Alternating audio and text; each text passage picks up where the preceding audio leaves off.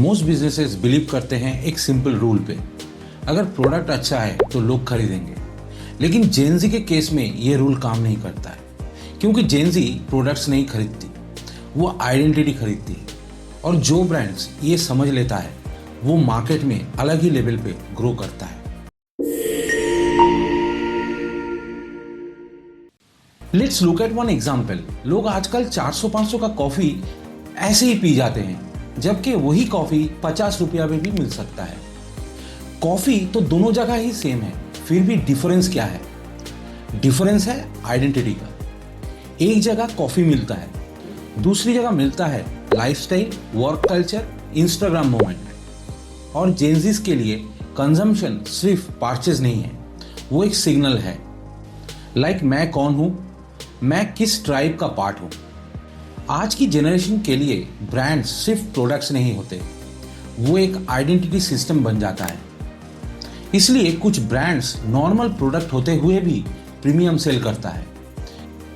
लोग सिर्फ शूज नहीं खरीदते हैं नाइकी या एडिडास से, वो खरीदते हैं परफॉर्मेंस माइंडसेट, वो खरीदते हैं एथलीट आइडेंटिटी, वो खरीदते हैं विनिंग एटीट्यूड।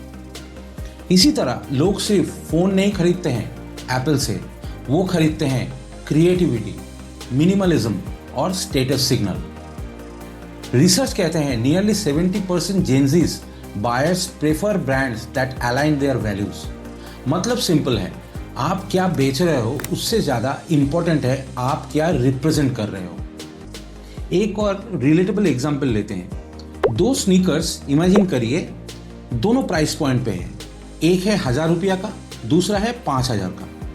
दोनों का बेसिक काम सेम है, लेकिन फिर भी लोग 5000 वाला क्यों खरीदते हैं? क्योंकि वो सिर्फ शूज नहीं है, वो रिप्रेजेंट करता है स्ट्रीट कल्चर को, कूलनेस को, that belonging to a certain tribe. आप जब वो शू पहनते हो, आप अपने आप को एक्सप्रेस करते हो। यही डिफरेंस है। Product nowadays becoming a functional benefit, brand now becoming identity signal, और जेनजी सिग्नल खरीदती है। नाउ यही सेम चीज इंडियन मार्केट में भी ये ट्रेंड क्लियरली दिखता है। आजकल स्मॉल कैफेज, D2C ब्रांड और नीश क्लोथिंग लेवल्स इतना ग्रो क्यों कर रहा है? क्योंकि वो सिर्फ प्रोडक्ट नहीं बेच रहे हैं, वो एक वाइब बेच रहे हैं। Let's look at another example.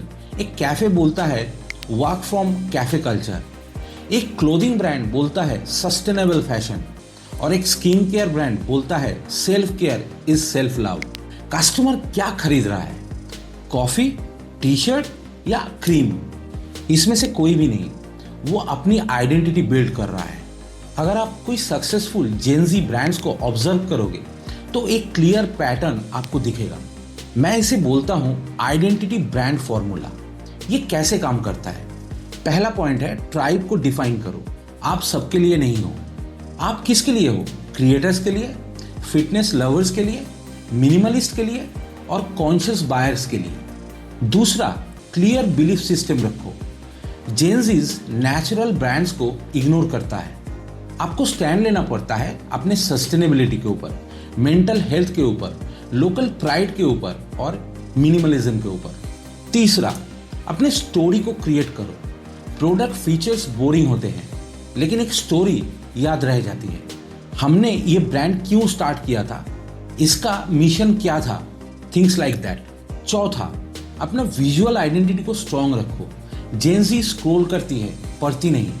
उनके लिए colours, fonts, packaging, Instagram aesthetics बहुत ही मायने रखता है। सब कुछ उनको एक मैसेज देता है। पांचवा, अपना कम्युनिटी को बिल्ड करो। ऑडियंस को प्रायोरिटी नहीं देके अपने कम्युनिटी को प्रायोरिटी देना चालू करो।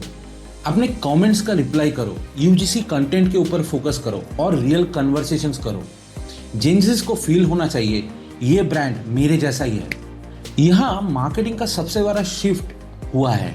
पहले मार्केटिंग का मैसेज होता था हमारा प्रोडक्ट बेस्ट है, लेकिन वही आज मार्केटिंग का मैसेज होता है हमारे जैसे लोग ये प्रोडक्ट यूज करता है। आप डिफरेंस को समझिए।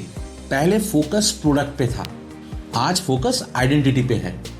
और जब आइडेंटिटी आपका स्ट्रॉन्ग होता है, प्राइस आपके लिए मैटर नहीं करेगा। कंपटीशन मैटर नहीं करेगा और कस्टमर लॉयल भी हो जाएगा।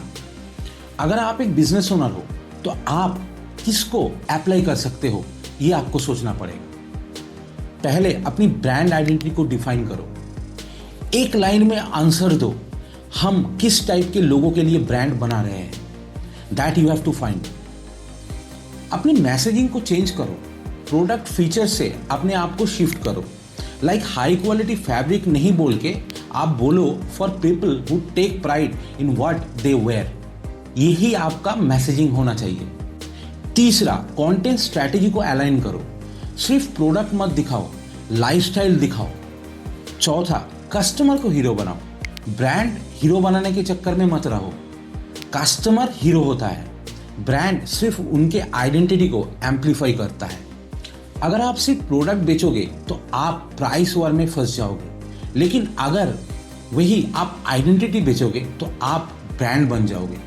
और ये याद रखिए, लोग प्रोडक्ट यूज करते हैं लेकिन ब्रांड्स पहनते हैं। अगर आपको ऐसे ही डीप मार्केटिंग इनसाइट्स पसंद है तो चैनल को सब्सक्राइब करना मत भूलिएगा। यहाँ हम बात करते हैं रियल मार्केटिंग स्ट्रैटेजी की, जो एक्चुअली आपके बिजनेस को ग्रो करने में हेल्प करता है।